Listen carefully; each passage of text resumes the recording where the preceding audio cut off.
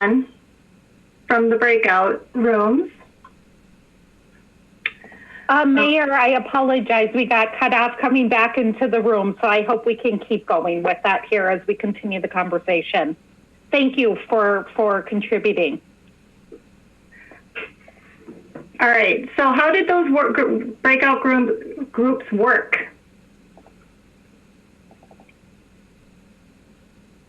Were they okay? Okay. Was that enough time, or do you need more time next time? Anybody shout out? We could have probably used a couple more minutes in our group. Okay. We started out slow. If we would have started out talking right away, I think we would have got it all in. Okay. So we will be doing some other breakout groups, so that's good for me to know. Can you all see my Word document? That I shared my screen, so I have a Word document up, and Mayor, since you're on the phone, the Word document says what elements are key to collaboration from your group's perspective, and what is a frustration in Willmar meetings or policies related to that, answering the first question. So just a thumbs up, Dan or Laura, can you see that, my screen? Where that Word document? Okay, thank you. I have, of course, lost it. Here we go. Let's see where it went for me. So who wants to start as far as I'm going to be recording some of these answers? So I'll be the recorder. Dan, do you want to start? Did you guys pick a spokesperson? I guess I shouldn't assume that it's you as the facilitator. No, it was me. I took notes. Okay. So, do you want me to go ahead and start?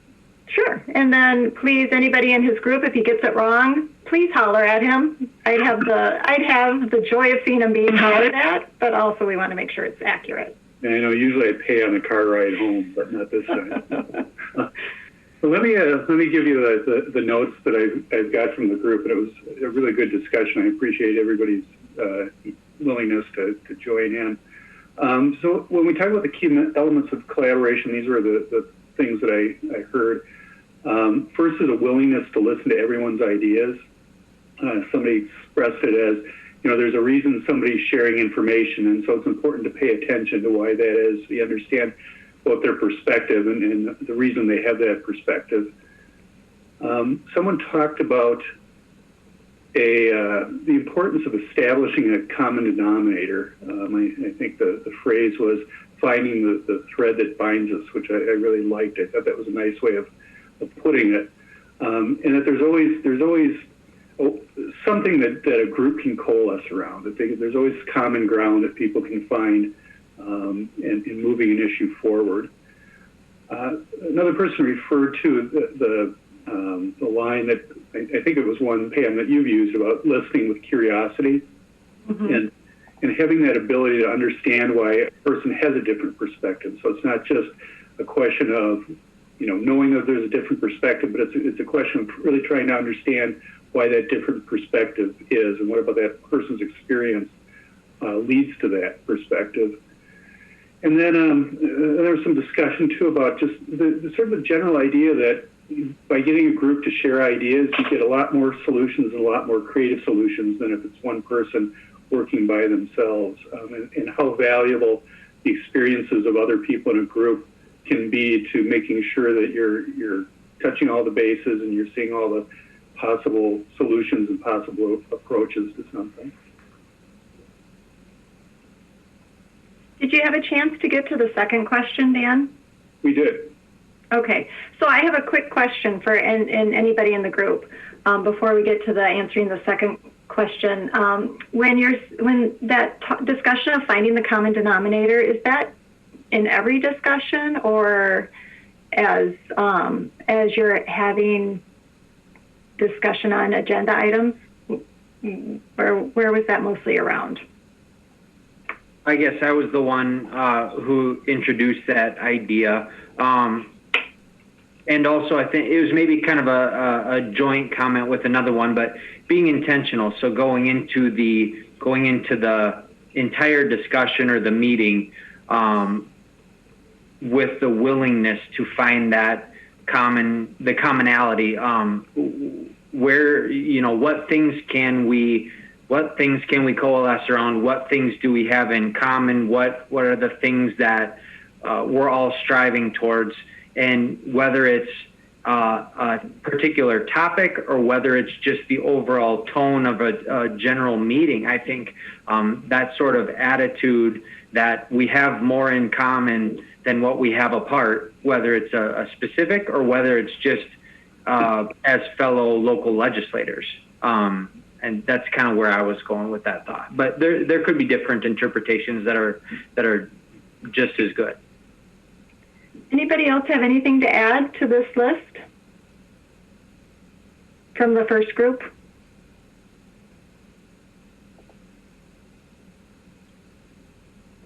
Okay.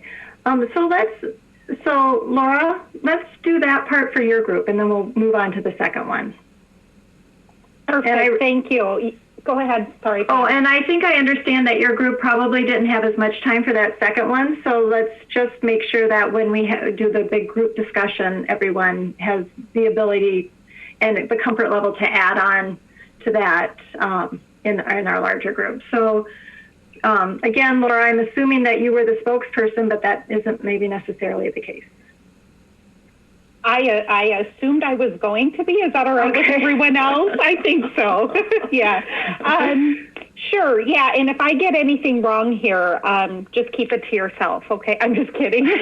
Please let me know if I misinterpreted anything. I think from this group, some of the important things that rose to the top from their perspective, some of the key elements of collaboration. I think there was agreement that listening is very important throughout the collaboration process. Win-win interactions are also important to a few of the individuals.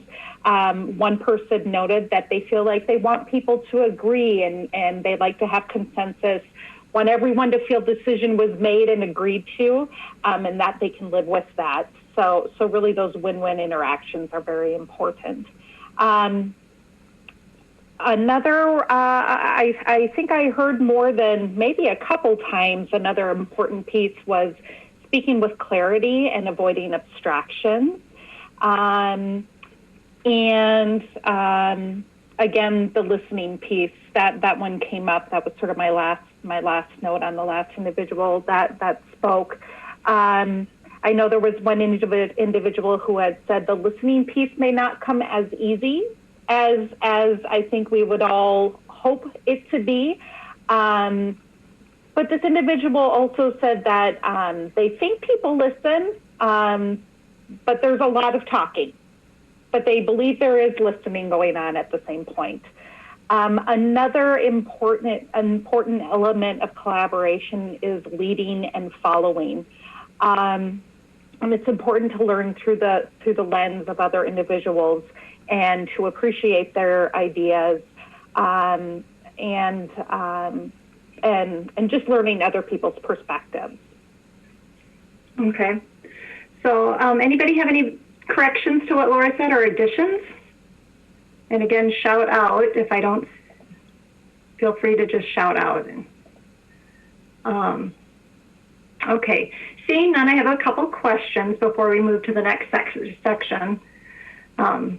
And so, sorry, I'm getting distracted because Councilmember Plowman's son is so cute. You don't have to be sorry. I'm just grateful that my dog doesn't have his face right here because he would. My adult kids aren't very cute in my video, but my dog is.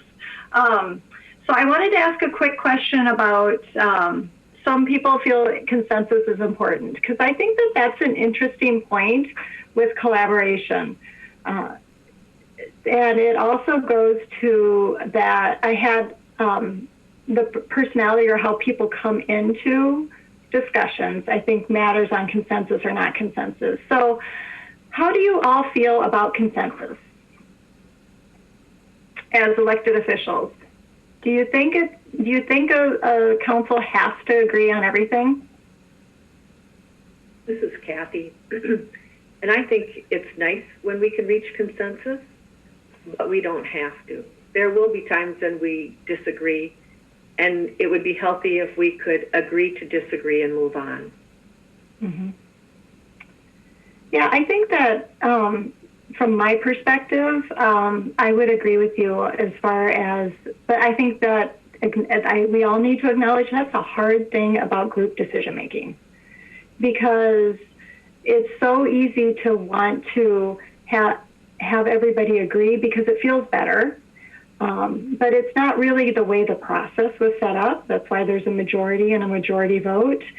So I think that can be one of the barriers to communication over time, because people sometimes will build that up as far as they never agree with me. And so that's one thing when you move into that governing group decision-making body, that you have to remind yourself, especially if you're a person who really is uncomfortable with conflict, because some people will relate conflict with not having a consensus. And I don't think those two are the same thing. I think it's understanding everybody's perspective, asking those open-ended questions, which we'll have skills on building on tonight, telling your story, why something's important to you, and then having your vote. And then when you vote, moving on from that decision. So I think that word consensus can really create some tension. And the other question I had was about speaking with clarity, because I think speaking with clarity is really important, but I have worked with different councils who misinterpret this article's definition of clarity. Anybody have any thoughts on that? Do you think, I think of what I'm getting to? Am I just talking in puzzles? I would maybe have a thought or a question. Mm-hmm. This has come up with us at work before with some individuals that I was trying, and it was especially relevant when it comes to these teleconferences. But speaking with clarity, I think sometimes to my professional team at work, what we sort of figured out was, instead of getting our point across by doing things like inflecting tone into what we were saying, or using tongue-in-cheek euphemisms, or even reverting to sarcasm at times, that's generally ineffective and non-productive, and sometimes counterproductive. And so I think, for at least in my experience, speaking with clarity, if you have a particular feeling about something, getting that out on the table without using those other social cues, those communication cues that may or may not be interpreted differently amongst different groups of people or different individuals. That's what that means to me. Okay. I agree. I mean, sometimes we all think we're really funny, especially on social media, right? How many times have we seen that, where oftentimes you think you're funny on social media and it ends up just being offensive to some group that or individuals that you didn't know would have the impact. So I agree with you, Councilmember Plowman. Anybody else have any thoughts about that clarity?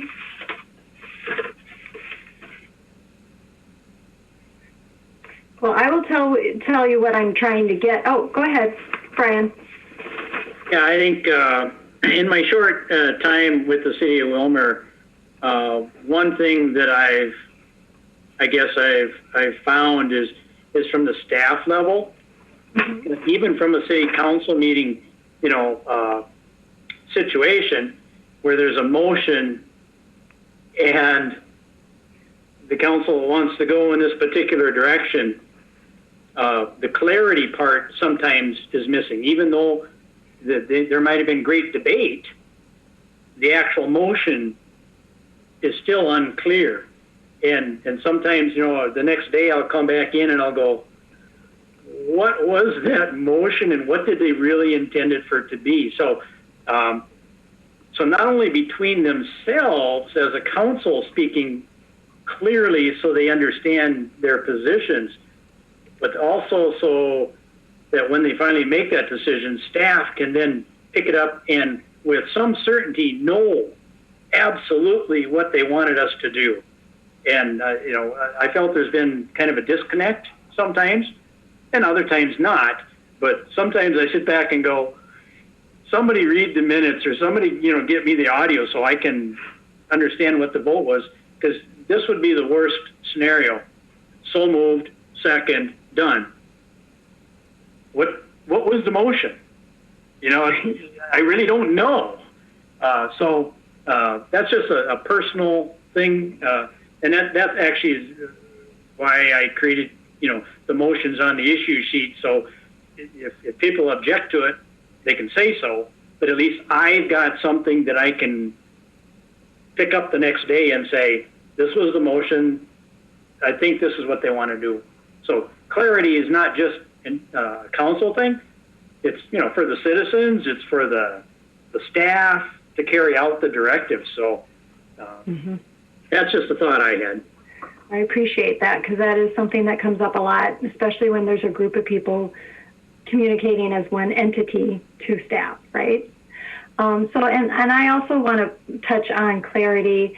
So when your clarity of purpose and clarity of your positions and your underlying interests and your story, make sure that clarity is around the issue. A lot of times the discussions will become very vague with you always, or you say that because you never take this, you never like the environment, or you never do this. So when you say those you always, you never, that's really not being clear about the position. So really, if you can keep your clarity and your communication about the position and the agenda item and leave the personal off the table, that's useful in both the minute taking, the clarity around what's being discussed, the clarity around the underlying interests of each side. And then to Brian's point, the clarity of the direction to staff. So just some thoughts. Anybody have anything else they want to add before we move to any frustrations? I would like to go back to the consensus piece. Sure. My thoughts on the consensus is we don't always have to agree. We all won't always agree. But I don't like it to always be the majority, the same 5 people against the same 3 people. I like to see it when it's mixed up, because then it isn't so much of an us against them, and that there's always a given that it's going to pass because a certain 5 members might vote for it. I think we've had a better mix than there was in the past. I don't think it's a given whether or not things are going to agree, and I think that's a good thing, that not everybody is on the same side of a vote. Anybody have any questions about clarifying what Councilmember Osmuth meant by that?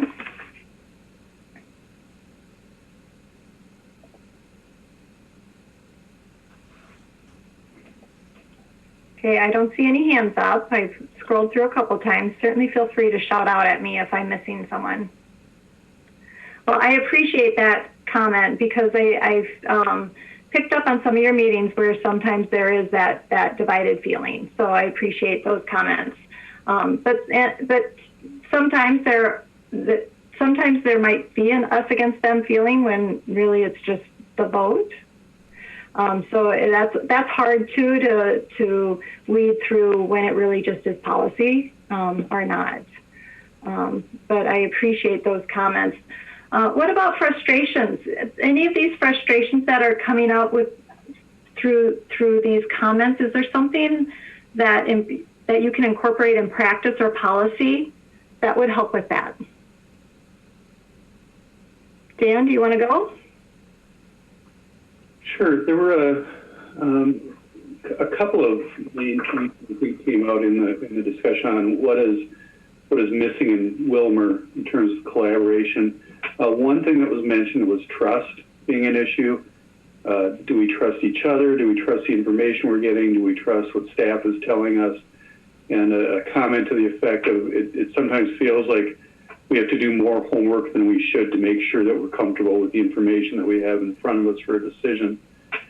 Then I don't know, I wouldn't say it's the opposite side of it, but another perspective I think was that the need to assume that people have good intentions, and that it's important to approach conversations with the assumption that everybody involved wants what's best for the community, and that even if we're not all on the same page, we all have different experiences. We have to be patient with each other. Some people have a lot of experience on the council or in city government. Other people are new to it, and that kind of patience, that understanding, and that empathy, I guess, is important if we want to make sure that we're going to function well as a group. And this is one we ran a little short on time, so the folks in my group might have other comments as well.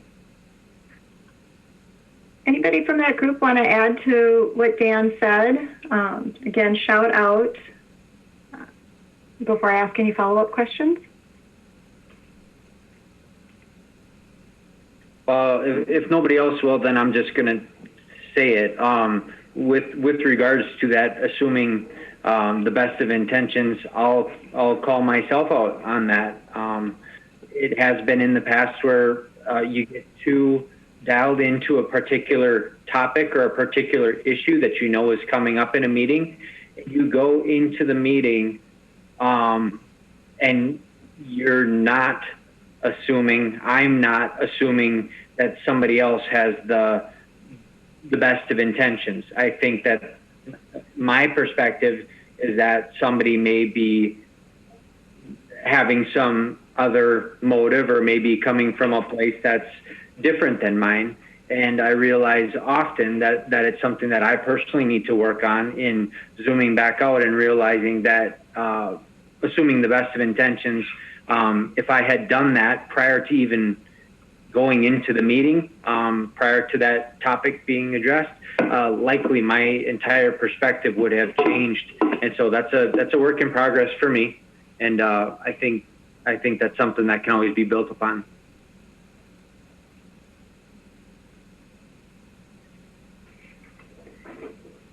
And we'll talk a little bit about how you can do that later as well. Anybody want to add anything to what Councilmember Plowman had to say?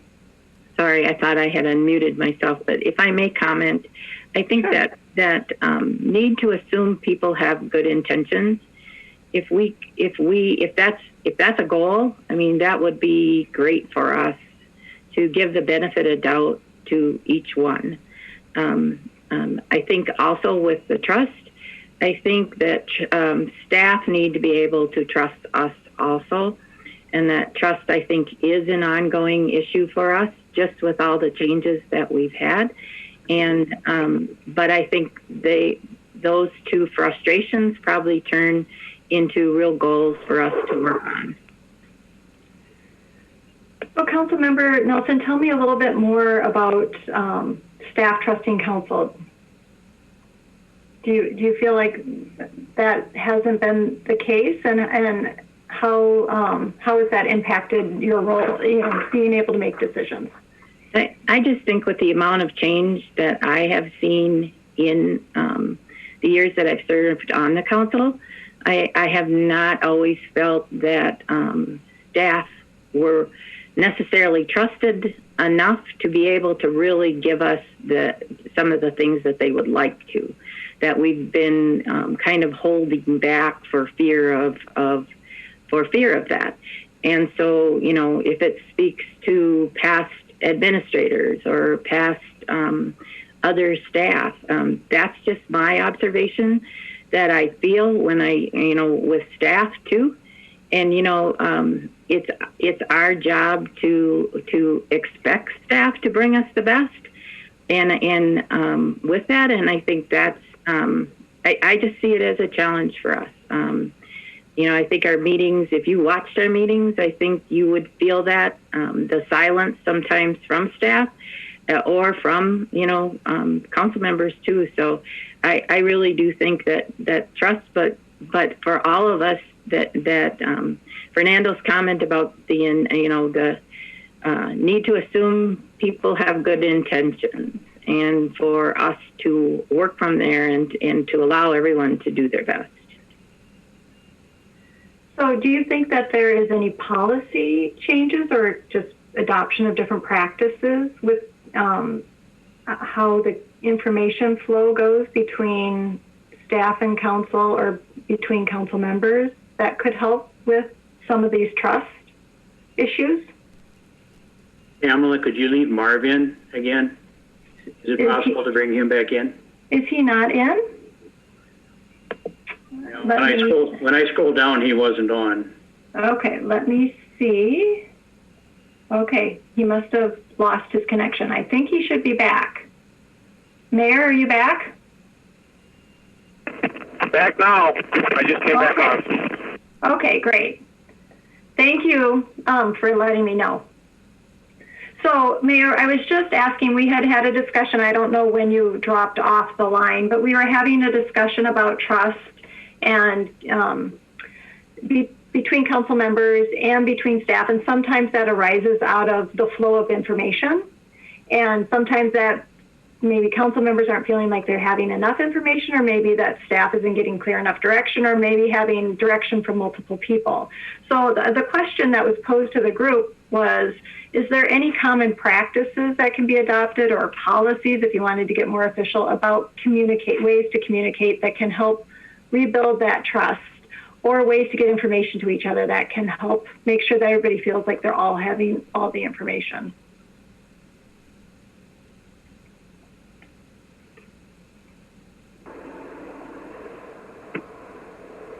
And this is Kathy, and I will say that we've been down this road and talking about it many times over already. Okay. And that is that we all need to get the same information at the same time. I very much appreciate that when our administrator is asked a question, that he sends the answer out to everyone. And I think that's a very healthy thing, and I appreciate that happening. The other way that we all get the same information at the same time is to do away with the committee meeting and go to the council meeting. Like I said, that's been discussed many times over, and it has been the decision of the council that we not do that. So, but I believe I still believe that that's a policy that, if changed, would make a difference. Mm-hmm. So, anybody have any thoughts on Councilmember Schwantes' comments?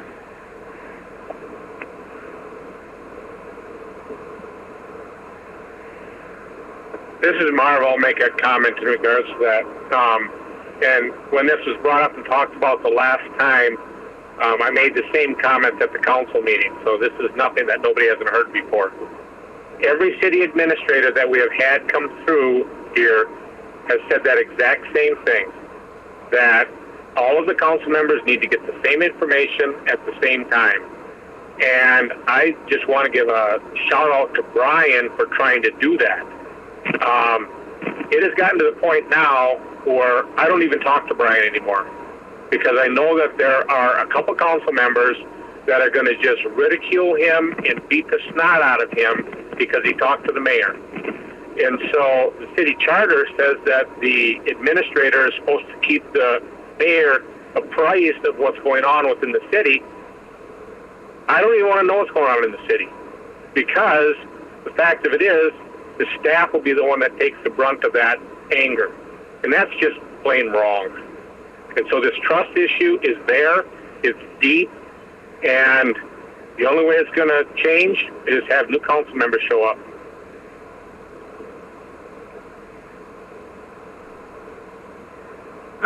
So you've all made a decision about the committee. I watched the meetings about the committee structure. It was a majority vote to keep the current system, correct? Okay. So knowing that that was the council vote, is there a way to, and it sounds like Brian already is if there's a question to Brian, then Brian sends out the same information at the same time to all the council members, which is a great best practice that we see across the state. Brian, is that right? That's what happens? Yes, no matter who submits a question to me, I always believe that there are others out there that may have the same seed of question, and it likely will come up in conversation. So if I send an answer out, I give it to everybody just in case somebody asks them the same question the next day. So I have a follow-up question to that. When there it sounded as though when I listened to or watched your meeting that there was a template or some kind of report that was standard that was filled out by staff given to the committee for discussion. Is that correct? Yeah, that's correct. The staff prepares an action form that then on the issue, it's supposed to hit the financial, the legal, the options, the recommended option, and ultimately the motion, what's recommended. And that gets then submitted to the 4 members of the city council that are on that particular committee. And I think, what I'm hearing is the rub is we go through all that discussion at the committee level. Let's say it takes 40 minutes. And then we go to the city council meeting and we go through another 40 minutes of discussion on that same topic because there are 4 city council members who weren't at that meeting. And so this is like all new information. And so it's like a double process all the time. But the paperwork that goes to the committee is the same kind of paperwork with the minutes of that committee that go to the city council. So that was my question. And am I hearing you say that same exact report that goes to the committee goes to the full council? Yeah, and I actually disagree with how that works because I believe there should be an action form for the committee. They make a decision, and in my world, in my perfect world, we would then, because that decision may or may not be what was on the action form, which has happened, then I would prepare an action form for the city council, brand new, and say, here's what we discussed, here's the decision we made, and this is what's being recommended, because it may not be the same thing that staff originally recommended. We don't do that. That leaves a confusion of the 4 that weren't there are going like, well, I got the action form, but that's not what you're recommending. So to me, the process has hiccups in it.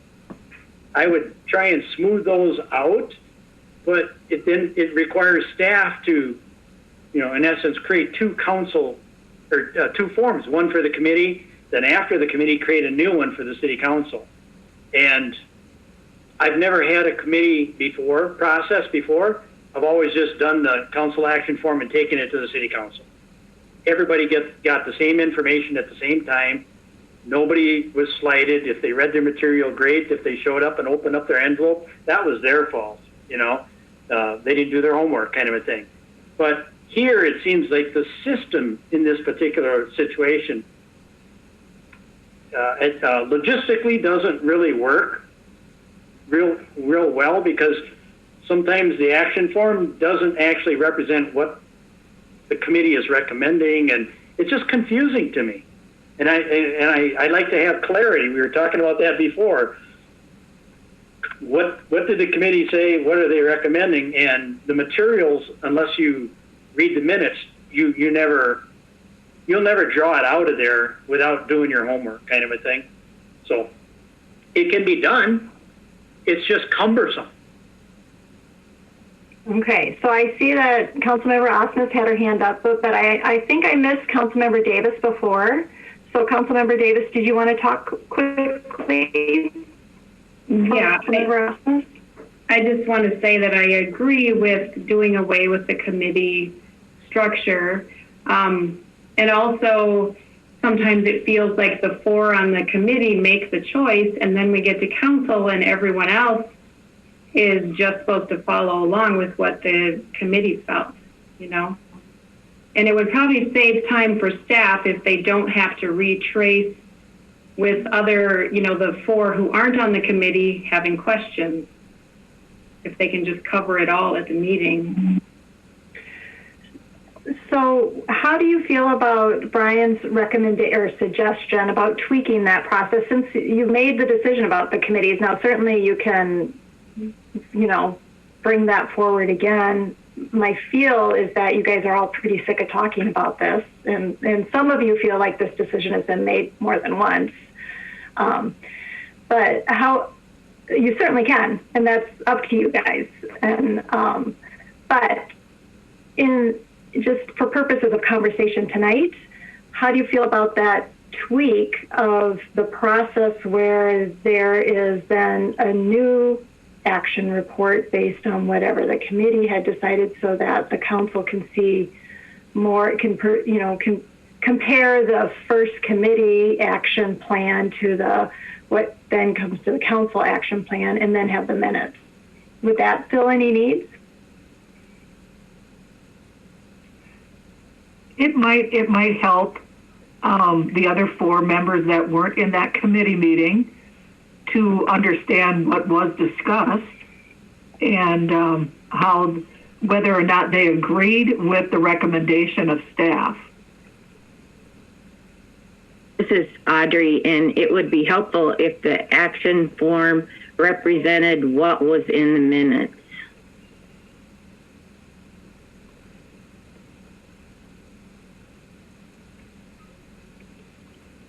So, Councilmember Nelson, does that mean that you agree with what Brian was saying, or? Yes, because I think in some of ours, the committees that I go to, we've talked about that with, that because sometimes even the action form isn't necessarily how the action needs to take place. And, I realize that it's a moving target, but it feels like the documentation should match the minutes. And that might be a solution. And, I think it's also I think I lost you, Councilmember Nelson. I think you went on mute. There you go. Sorry. That's okay. The other thing I was going to say is that it is, we do get the agendas for the committees we're not on. And if we have questions, it's our responsibility to ask the questions before the meeting. I think that would be a good practice too, that if when we get it, to ask the questions before the meeting so that staff and council members can be prepared with the answers. Councilmember Osmus? I see. Okay, hold on a second. You are next. You're going to talk, but I'm going to scroll through it. Anybody else who wants to be on my list to talk, raise their hand right now. Councilmember Miskey? Okay, I think that's it. All right, Councilmember Osmus. Well, first, when we started to go towards this, the discussion about the committee structure, I'm not sure how we got there. If that came in, that slid in the back door through the trust issue or the information from staff issue. But I thought it was interesting how all of a sudden we got back into the committee structure discussion. My understanding was that decision was made and we were going to live with it. But that's fine. That's fine. I'm going back. Can I respond to you for a minute? I'm interrupting you, and I apologize for that. But I want to respond to that quickly and then continue. I agree with you. From my perspective and watching the meetings and our time frame tonight, we have a lot of material, so I don't want to beat a dead horse. So if you as a group decide to revisit that, I do have some tools later that I can provide to you that you can use to do more of this polarity management is what it's called. But I do think that some of this conversation that's coming out of the committees is if you end up sticking with the current structure, then there maybe are some policy or tweaks that would help with the trust. And I think that's where it came in. So with that, I hope that's responsive. Yes. Now, I'm going back to, I guess I put a lot of, or I feel like I put a lot of responsibility on the city administrator. As far as if there's a city council person that isn't happy with whether it's the information that came from a staff person or a director, then to me that's the city administrator's job to talk to that individual to say, okay, we need more complete reports on this. I asked you for this to be ready for the council, and it wasn't, and to hold that person accountable. Also, and I know this is probably a very uncomfortable position for the city administrator, but if there's a city council person that is complaining about something or has constant issues, that I feel like that's a discussion between the city administrator and that council person that isn't productive, and that isn't how business can happen, or whether that city council person is going around to the different directors and trying to subvert the decision or make something else happen. I don't know if that is happening, but if it is, then I feel it's the city administrator's job to step in and talk to that city council person.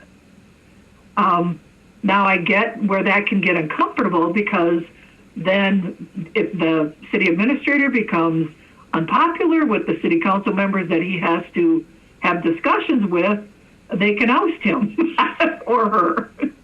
And I get that. But I think part of that is without having a solid city administrator in place that is established, that has the confidence of the staff and the longevity with the council to be able to be in that position. But to me, that's part of what makes everything work. And the thought that our mayor is not talking daily or every other day, or feels like he can't talk with the city administrator, that's, I just find that unacceptable. They have to be in sync. They have to be in communication. And I don't understand why that would be an issue. That doesn't make sense to me. That's my 2 cents.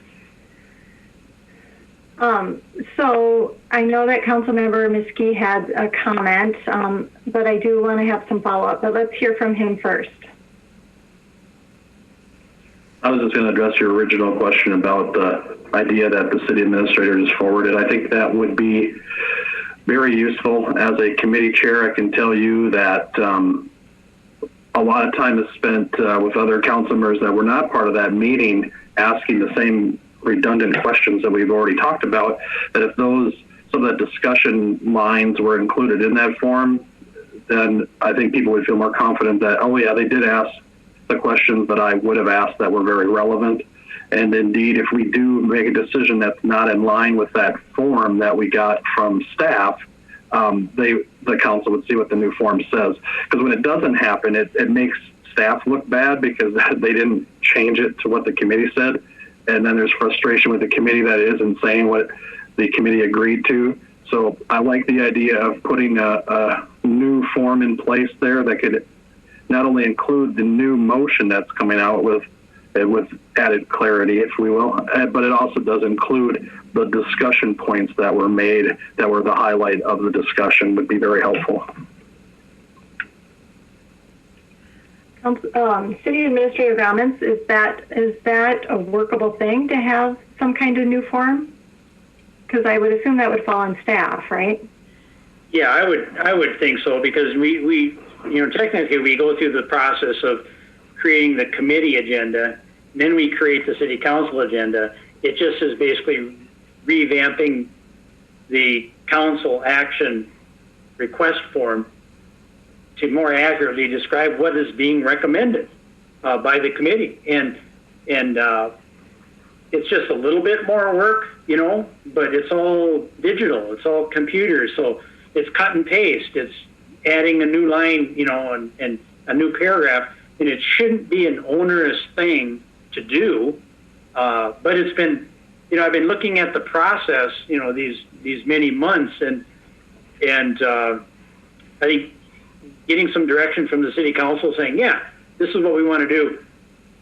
I'm all for it. We can move forward and become more clear so that the staff know what's expected of them. And so, yeah, I would say it's possible. We can tweak it and make it more understanding for everybody.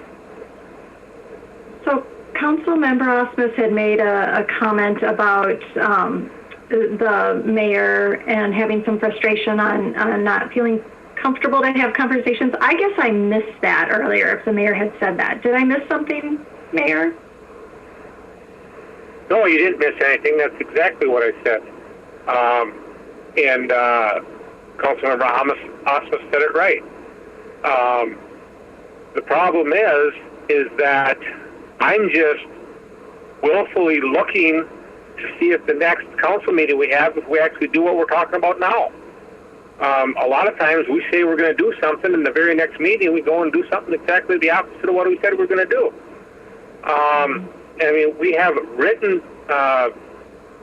we've written down what our objectives are coming out of our retreats in the past, and people aren't doing what our objectives are, what we agreed to, what we all signed off on, what we made a motion and seconded to do, and passed unanimously, and we're not doing it. And so, I mean, this is just nothing more than lip service if we say what we want the consultant to hear, and then we go back and do exactly what we've been doing all along. And that's what our history is. That's what we've been through, as many administrators as we've been through, and that's why we're at today. There should be no surprise to any council members that the head of the legal department for the League of Minnesota Cities is on this call, and the head HR person is on this call. That's not by accident, folks. That's because of how we're functioning. Mayor, can I stop you? That's actually not accurate. Dan is the head of the insurance trust, not our head legal counsel, and Laura is the operations for the trust. And honestly, and I am being completely honest, folks, and transparent, I can't do a virtual meeting with this many people and have breakout rooms by myself. And it's just impossible for it to be worthwhile for you all to have these discussions. I would not be able to do that by myself. So our staff is somewhat limited. We're all part of the administrative team, and you can talk to other cities I've worked with. It's not uncommon for me to bring either of these. So please do not take their presence as any kind of indication other than I can't replicate myself. But I do think that if there's frustrations about things not being implemented that have been talked about before, I'm going to try on my end. I summarize what we talk about. That's why I'm taking these public notes that you can see. And I will do a summary for you all. And I send it personally, individually to each of you and the city administrator. So everybody has the same thing. And then you can have those check-ins with that document to make sure that you're doing what you said that you wanted to do. So I'm hoping, I can't promise that that's going to fix the problem of saying one thing and doing another, but that's the purpose of the document that I do prepare and send to you all. And secondly, I do want to hear a little bit more about City Administrator Grauman. Do you feel like you and the mayor should be meeting to have an update? Because I'm sure it is in your past and other roles. I mean, some cities do have a practice where the mayor and the city administrator will touch base, once every couple of weeks or something, or once a month or once a week. What are your thoughts on that? Well, with today's technology, we're actually participating in a group meeting, and I've always felt that to be, in the same room wasn't necessarily needed to touch base. If the mayor wants to call me, that's fine. I usually will call the mayor or email the mayor if something comes up, and aside from like budgetary time where we're going to get together and really crunch numbers and work through some big things. My personal feeling is, once a week meeting, we can contact every day by email or phone. That's not a restriction, So I think I told the mayor a while back here that you got something, give me a call. I'm always available. Half the city council, probably if they look at my email, sometimes I send out at 10 o'clock on Friday night. I'm always connected. So any issues, anybody can contact me. But I'm not seeing a need for a formal, once a week, Monday at 9 o'clock, talk. Because I figure we can talk on Thursday, we can talk on Friday, and if you have a problem comes up, we can talk on Saturday. Doesn't matter to me. So I don't want to hold things until Monday, until the assigned time. I would rather deal with issues and information as it's recognized as to be needed. So that's been my position. And other administrators would say, no, I really appreciate the once a week thing because it keeps me connected. Mayor, thoughts? I have nothing else to add. Okay.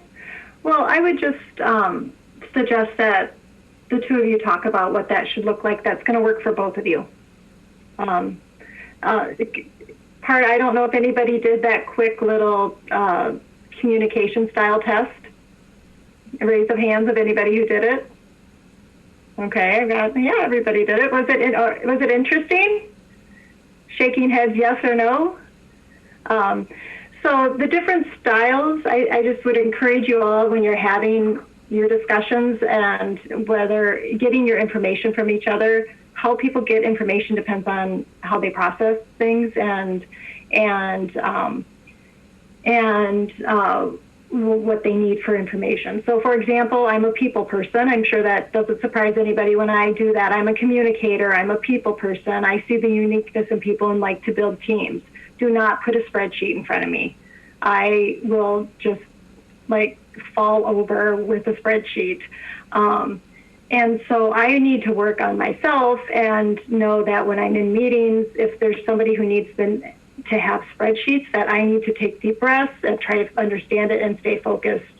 On the other hand, oftentimes I like to have a discussion of team approaches, who should be involved. I don't know if any of you know Luke Fisher, who's our deputy director. Anybody know Luke? Raise your hand. Laura, I know you know Luke. But anyway, Luke likes to get information quickly and make a decision. And so that I have to remember that when I'm in a meeting with him, that our manner of communication is different. So I need to be brief with him and bullet points and concise. And even though I want to maybe talk about things a little more in depth, I need to sometimes have those check-ins with him that are very brief. So I would just encourage you to work with each other on what your communication style that works for each of you. And that certainly doesn't need to be on this call, but I think it's been identified as something that would be worth having a discussion about. We're at 7:30, so I want to bring this to a close and move on a little bit, unless anybody feels strongly about something else. So raise your hand if you want to talk about something right now that I don't want to skip over. All right. Mayor, since you can't raise your hand, are you good if we start moving forward? Yep, sounds good to me. Okay. So I'm going to go ahead and go back to sharing my PowerPoint. Let's see. So Councilmember Davis, you're on my screen. Do you see my PowerPoint right now? Thumbs up or thumbs down? No? I see the one you just did. The Word document? Okay. Thank you. All right. So I am going to go.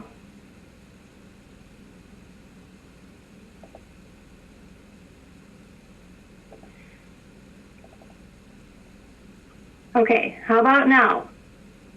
Okay, good. Thank you. So we talked a little bit about that candidate approach versus, so we're going to spend a little bit of time on roles, not a ton of time because we've talked a lot about what some of the policy that maybe could help with some of doing your role as council member and mayor. So we won't spend as much time, and so we can spend the last part of our session doing communication skills, and which will help with that trust.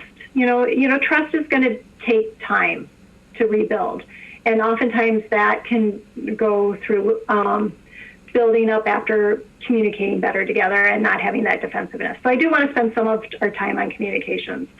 So I think one of the struggles that I see with group decision-making boards is that you go from candidate where you run on a maybe an issue, maybe just your love for the community. Show of hands, how many people ran on a particular issue, something that really bothered them, that they wanted to help change? No? Everybody just did it for the love of the community? All right. Well, you are a unique group, because I will tell you that there's many council members who tell me, yeah, I was going to get, the splash pad or a pool, and I've been a council member for 8 years and we still don't have a splash pad or pool. Much to council members' comment before about the turtle, right? But the candidate approach is winning, and maybe you're attacking a candidate, you're focusing on positions, and then you have to move over to problem solving, which you all said in that initial time that you wanted to work on that group problem solving together. So you all work as a whole. So that doesn't just mean passing ordinances, passing budget all together, but it also means being one collective voice. When you make your decision, then that's the decision of the council. And the mayor, your charter is very specific as far as the mayor duties as well. So mayor, you are an interesting mayor for a charter city, because you have a veto plus you're a tiebreaker. Is that right? Yes, I can veto an action. I have to make the city clerk aware of my intent to veto within 48 hours. And then I can veto any action, and then it takes 6 votes or more to break the veto. And then I do on a 4-4 vote or an equal vote, then I do have the ability to cast the vote. Otherwise, I do not vote. So I'm officially a weak mayor. Yeah, so you have a little more power than some weak mayors, because like Rochester, for example, is just the veto, but isn't a tiebreaker. And your statutory cities, it's the same vote as everybody else, so there is no veto. So you have an interesting setup in your charter. So and you don't establish quorum, correct?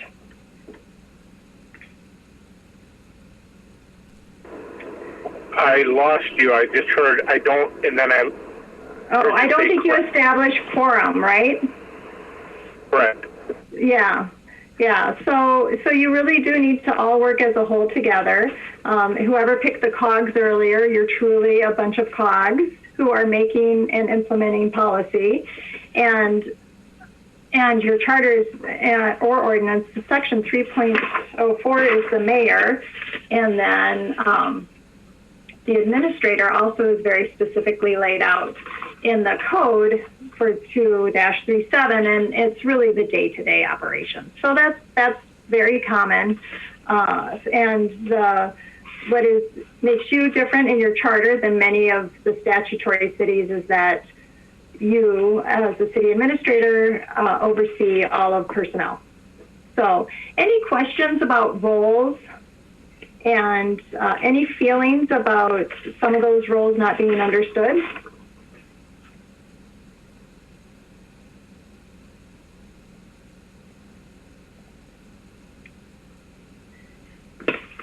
Okay, so let me give you a scenario, and you can tell me what you think about the role, because I think that roles aren't just what's specifically laid out in your charter. I think roles have to do with leadership as well.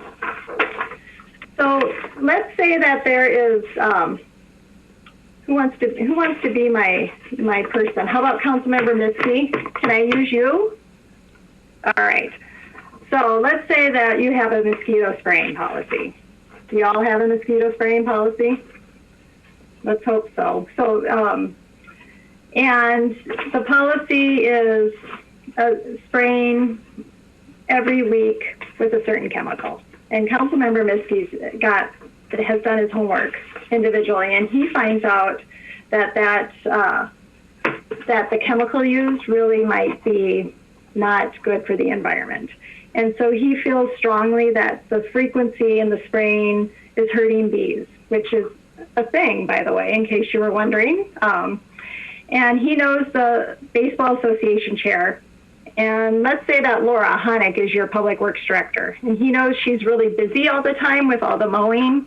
The COVID's taken over. She's short on staff. We've got baseball fields. Baseball teams are starting to play again. And so she is tied up with mowing. He doesn't want to bother her.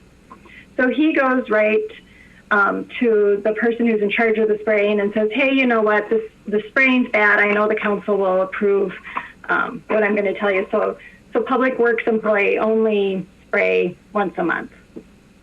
What do you think? Issues with that?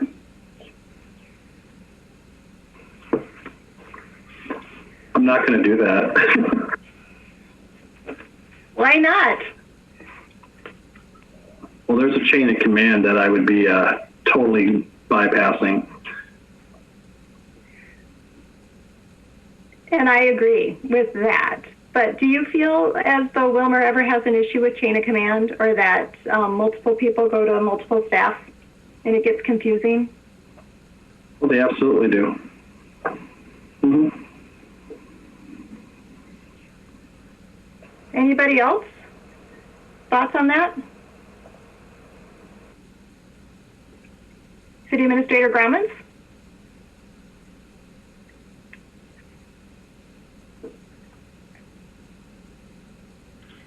Still deep in thought. Okay. Fair. Are you googling mosquito spraying and bees? No. Okay. Julie Osmus here. Yeah. I guess I would like to think that staff person would talk to their director or supervisor, if they are the director or supervisor, that they would in turn go to Grammets and say, okay, I'm stuck in the middle here. I got an issue. I got a city council person that wants me to quit spraying. What do you want me to do? And again, I'm back to that, the city administrator, he's going to take care of everything. Okay, I saw Councilmember Miskey had a hand up. Comment? I think that is part of the job as a city administrator, but I would disagree that I don't think it's incumbent on the staff to have to report those things, because it shouldn't have been done that way in the first place. If I had the problem with the mosquito spraying, this is how I function. You can let me know if I'm doing it incorrectly. I would send the city administrator the comment directly, and he can deal with it the way he wishes. Bringing the staff involved in that, there's definitely an uncomfortable power position that's being played there. There's all kinds of other issues that could become very difficult to deal with and unfair to staff. Well, I don't think there's any question that isn't how you would do it, and nobody should do it that way. But I thought we were just going with the scenario that you did it. That's how you operated. Yeah. If I did it, you are right. You are right to chew me out too. Yes, and in turn, yes, the city administrator would talk to that city council person and just say, in the future, this is how that should be handled. City Administrator Gromans? Yeah, this is kind of going to bring us back to the committee structure. Because the department heads actually run the staff committee work, there's a relationship between committee chairs and that department head. And everything does not run through the city administrator, because I see it, daily, if not weekly, where there's a communication going to, a department head. And so again, even though in practice you'd be like, yeah, everything should be run through, but there's communications going from department heads to the committee chairman, and sometimes I sit back and go like, oh, that just popped up. When did that come up? So even though in practice it sounds like it's the way to go, and it should be, the structure itself actually puts the committees with the department heads, and it doesn't necessarily always come to the administrator. So I just point that out because there's been a few times you sit back and go like, well, a department head brings a question to me and says, well, I've been talking to the chairman of the committee, and I go like, well, maybe you should have said, contact the city administrator, or I sit back and go like, what role does the department head play if not to support that committee chairman? So there is like two channels of communication going on, administrator to the council and committee chair to the department heads. And sometimes I'm in the loop and sometimes I'm not. And I just point that out because that's the reality of it. So does that surprise anyone that that's happening? Those conversations are happening? I see Councilmember Schwantes. No. Anybody else?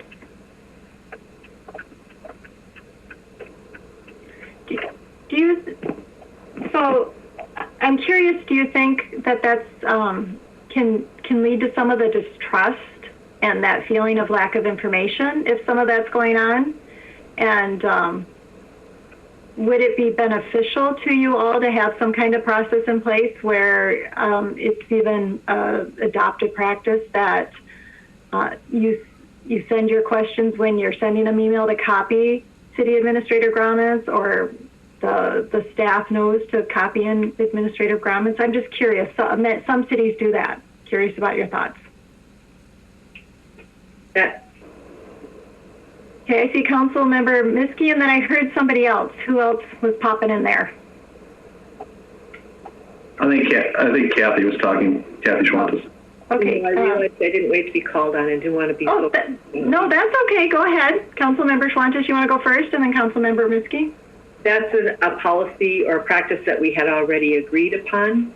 However, it has not been being followed. Okay. The mayor has a comment too, and after Councilor Miskey. Okay. Thank you, Mayor. Councilmember Miskey. I think it would be fine to formalize that kind of an idea. As a committee chair, I can tell you that if it's an item that is going to go on in an agenda, it's my assumption, and maybe it's incorrect, but if it's going on an agenda from my department chair, I have the assumption that they've already talked about it with the city administrator.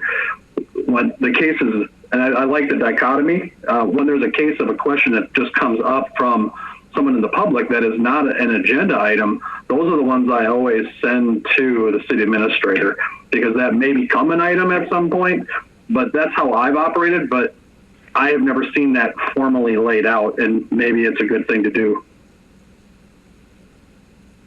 Mayor, did you have a comment? Yeah, there are actually department heads that will say, I'm sending you this information, but don't tell the city administrator. So that what's being said is actually happening. Thoughts on that, City Administrator?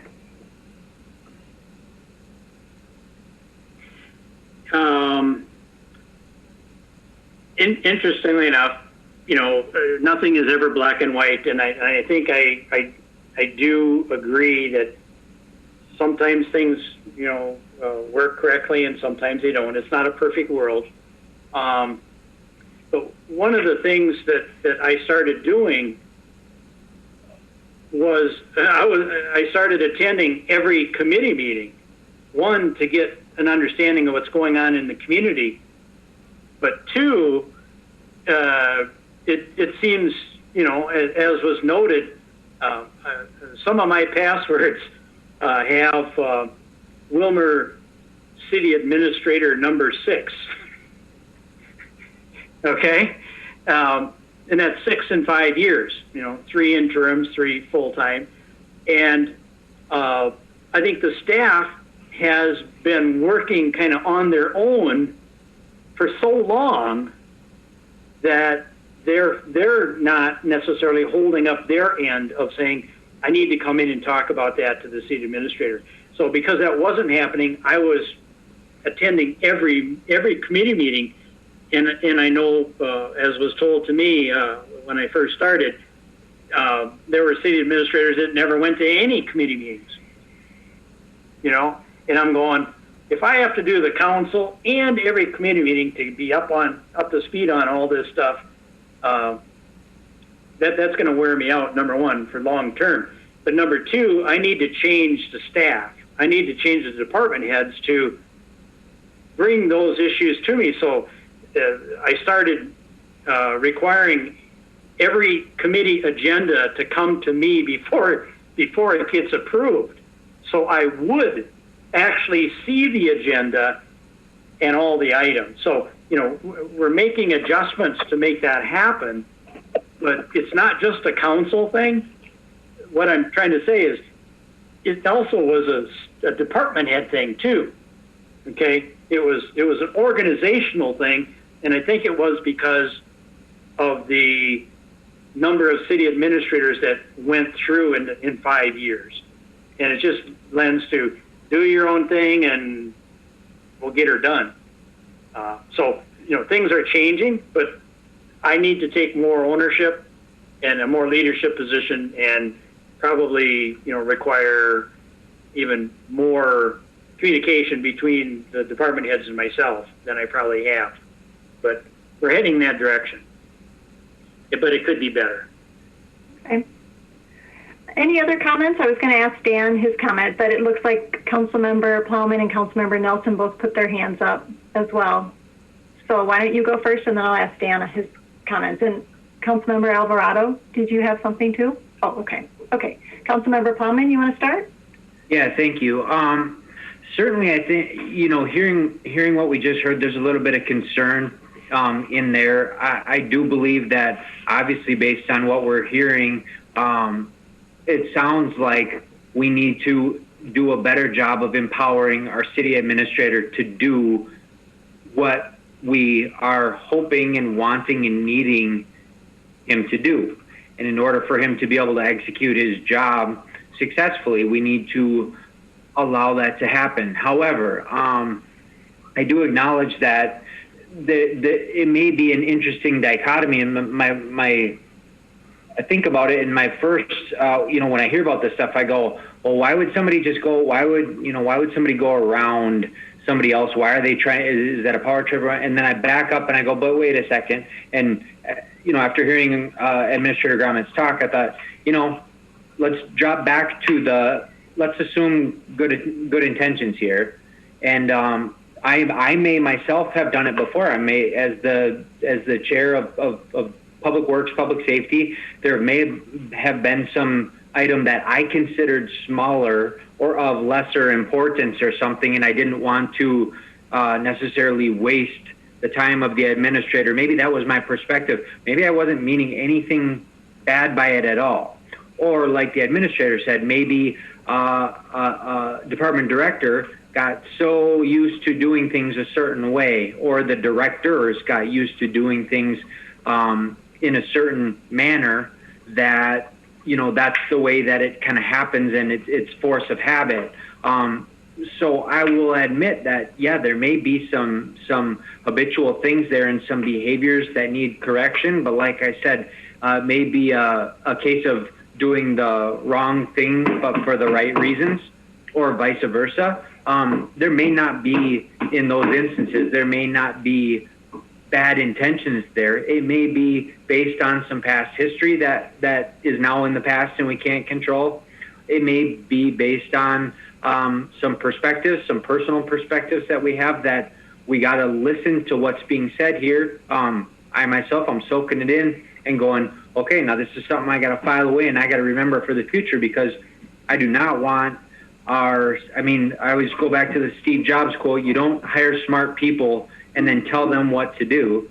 You hire smart people so they can tell you what to do. We chose Mr. Gromitz. It was like a unanimous deal. We wanted him to come in to help lead our city. We got to be able to make sure that happens. We got to empower him. And if there are obstacles in the way, including ourselves, if we are the obstacles at times, this is a distraction. If we are the obstacles, then we got to do something about that. And I'll take it upon myself. I'm not going to preach to anybody else and say, you need to do it first. I'll do it myself.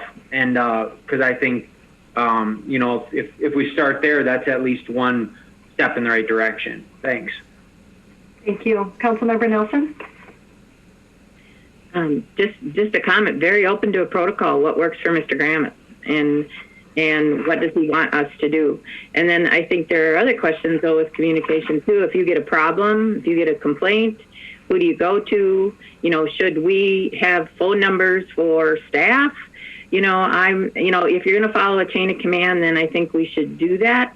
But I think there needs to be clarification of how do you get to, if you've got a complaint, do you call the front desk and they transfer you, or how do you do some of those things? So very open to a protocol so that we can eliminate accusations. Okay, thank you. So the reason why I thought Dan might have some helpful information is he was actually a city council member for the city of Circle Pines for a few years. And amazingly enough, people voted for me. The conversation that you're having actually reminds me a lot of my experience on the Circle Pines Council. We didn't have committees, but we had a number of joint powers entities that we used to provide police services, provide fire services. We had a separate utilities commission. There was there was a personnel committee, I guess. And it was difficult as a council member then to feel that I had a complete picture of what was going on in the city. And that wasn't intentional on the part of my colleagues who served as the liaison to, those joint power entities or on the personnel committee. And it certainly wasn't a condemnation of our city administrator, who was very good and very long-standing and, very concerned about both appearances and the actuality of being even-handed and treating everyone differently. But it did lead to tension. And I think some of that we were able to resolve through the kinds of protocols that you're discussing, because it's no matter how well-intentioned you are, no matter what sort of assumptions you make about the good intentions of other people, if information doesn't get communicated equally to everybody, after a while it's not unusual for kind of, a little bit of resentment to come about. And again, it's not intentional, but it's just sort of an entirely human reaction to that sort of situation. I'm not offering any opinions on committees or anything like that. I mean, you've been down that road before, and you don't need our opinions. But it does strike me, from the perspective of all of you as elected officials, that having a really clearly understood and adhered to policy about how information is going to flow back and forth to and from committees, to and from staff will benefit you, but it'll also make life a lot easier for Brian and his folks, right? Because otherwise, if there's this kind of constant guesswork about, geez, am I supposed to go to everybody with this, or is this just a conversation with the mayor, or is this a conversation with the committee? They can run afoul of sort of that whole sense of I'm being left out of the discussion without even meaning to do it. And nothing I'm hearing here suggests at all that staff is intentionally playing hide the ball. I mean, there's no sense of that I'm getting. It's more just a need to clarify what some of those communication channels are so that there's not inadvertent instances in which people aren't getting the information that they feel they need to make a decision.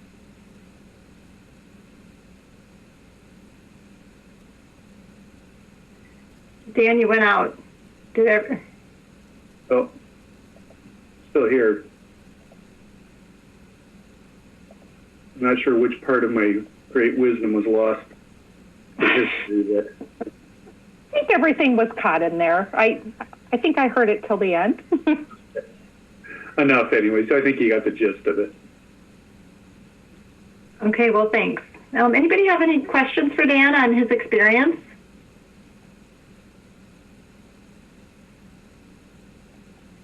Okay. All right. Well, we are at 8 o'clock, so I want to move into the dialogue part of it. We'll take a brief break so people can have a little bit of stretch break. Before we go, was there anything that was said in the smaller groups that maybe we missed?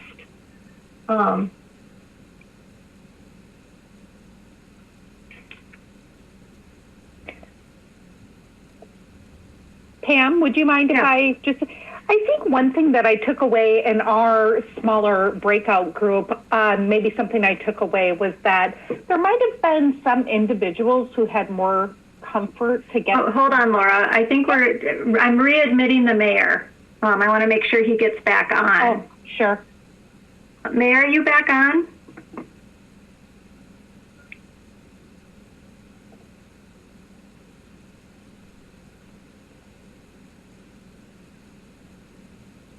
It looks to me like you are, but I did get a text that said he dropped off. I'm trying to get in on Zoom. I arrived at home, so I'm trying to get in on the Zoom. Can you connect me off the Zoom, please? Let me see where that was coming in at.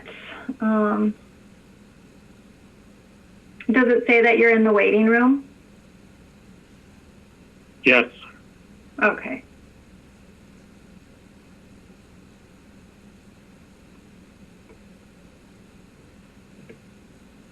Well, you can hear. So while I work on that, Laura, do you want to ask your question while I work on getting the mayor admitted for visual too?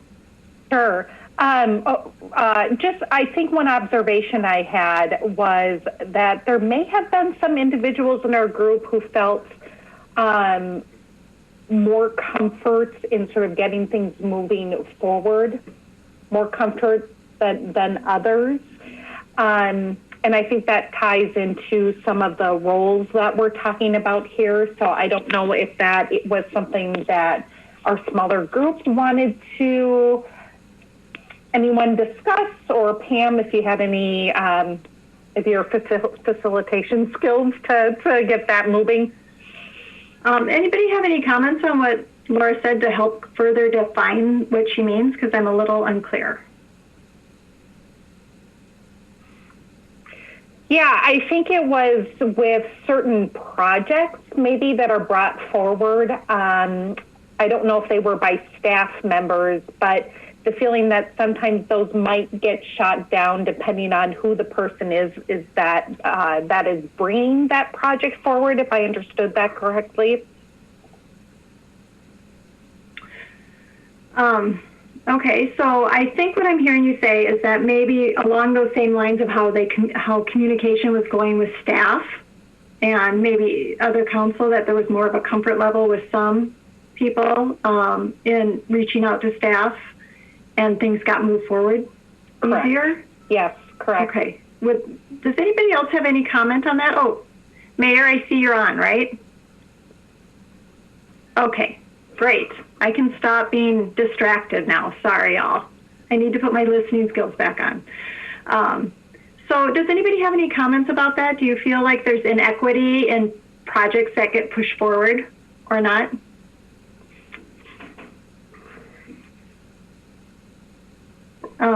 City Administrator Gromans?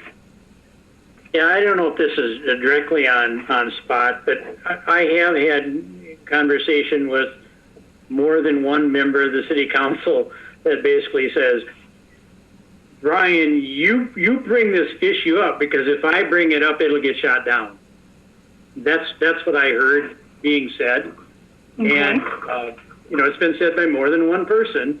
And so it's I don't want to say it's a theme, but it's at least a feeling that some members of the council feel that if they bring up an idea or an issue, that the others they're just not going to want to even talk about it. So they look for ways to get the issue on the agenda or get the issue, in the committee that doesn't carry their fingerprint. And it's, the perception is that it stands a better chance at being discussed and moving forward than if that council member would have actually brought it up. So that's something that I've seen, in the last, 3-4 months. So I guess I would say I've seen that, so there is some credibility to that. So, with what we've talked to so far, do you see anything that we talked about addressing that as a way to not have that happen? Or people, and even if maybe if it's not happening, if people feeling that it's not it will stop happening? Well, I think, you had mentioned it a little bit earlier that it's probably it's the long perspective to earn that the trust that everybody has something valuable to contribute, and that you shouldn't put that defense up. Oh, Sally wants this, and I'm on the other side of Sally, so therefore I'm not going to listen to that issue. We're just going to dismiss it. It's something that needs to be, I think, that's part of this whole thing of trusting the people, and Fernando has been, a very positive force that was brought out earlier in the fact that let's just assume everybody has the best of intentions and let's talk about it, as compared to, well, what's the underlying agenda on this? And if that person brought it up, I don't want to deal with it because I think there's some nefarious, action that's going to occur that I don't like. So I think the attitude, we talked about that earlier, that when these things get brought up, that give everybody a chance. And that's part of the whole trust thing. That's been the theme, of many discussions since I've been in Willmar.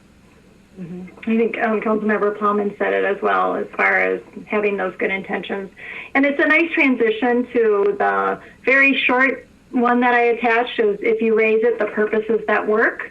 So just as a reminder, for mutual understanding, learning their story, expressing your own views and feelings, and then problem solving together, which a lot of you referenced that win-win. So, and it's easier to briefly talk about that and reference this, and a little harder to have it actually happen when you have history of, feeling like it was inequitable. So that's going to take some work on each of your own parts to remind yourself about this conversation. We'll have a document. I'll include that in the document as far as remembering that. But I think everybody would benefit from maybe a 2-minute break. Can we make it kind of short, and then we'll move into dialogue? Is that okay? All right. So I am just going to put myself on mute, and I will be right back in 2 minutes.